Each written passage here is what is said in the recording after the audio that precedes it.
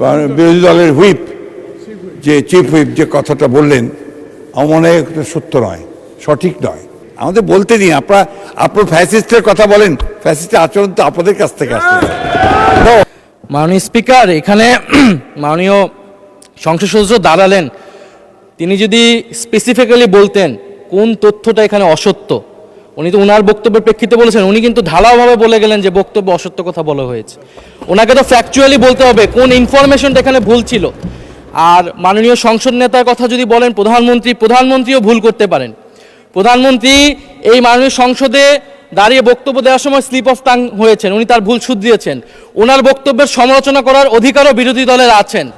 ফলে উনি অবশ্যই, ওনাকে আমরা সম্মান করি, উনি জিয়াউর রহমানের সন্তান, খালেদা জিয়ার সন্তান, প্রাইম মিনিস্টার, সংসদ নেতা, কিন্তু তার মানে এই না যে তাকে নিয়ে কোনো কথাই বলা যাবে না, তার কোনো বক্তব্যের সমালোচনা করা যাবে না। আমরা তো গণতন্ত্রের দিকে যেতে যাচ্ছি, আমরা কোনো ফ্যাসিবাদের দিকে আবার যেতে চাচ্ছি না।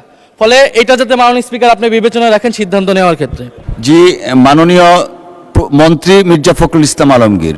ধন্যবাদ জনাব স্পিকার।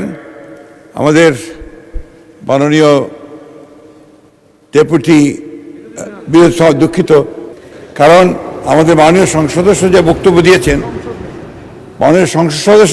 দিয়েছেন, বিরোধী দলের, সেই বক্তব্যের মধ্যে তিনি সুনির্দিষ্টভাবেই বলেছেন যে আমাদের সংসদ নেতা প্রধানমন্ত্রী তিনি অসত্য বক্তব্য দিয়েছেন।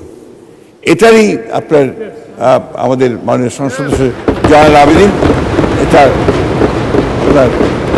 পয়েন্ট আউট করেছেন। প্লিজ লেট মি সে, আমাদের বলতে দিন।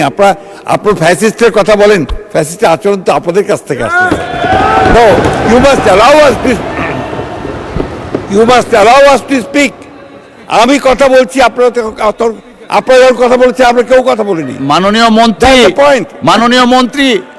মন্ত্রী এদিকে কথা বলেন, অ্যাড্রেস করে প্লিজ। এটা হবে, পার্লামেন্টে এটা হয়। জি জি জি, আমি আপনাকে যেটুকু অনুরোধ করতে চাই, যে অংশটুকু অসত্য আছে সেই অংশটুকু দয়া করে আপনি এক্সপাঞ্জ করবেন, কারণ আমাদের সংসদ নেতার বক্তব্য সম্পর্কে কোনো অসত্য বক্তব্য এখানে মেনে নেওয়া যাবে না। মাননীয় স্পিকার, ধন্যবাদ।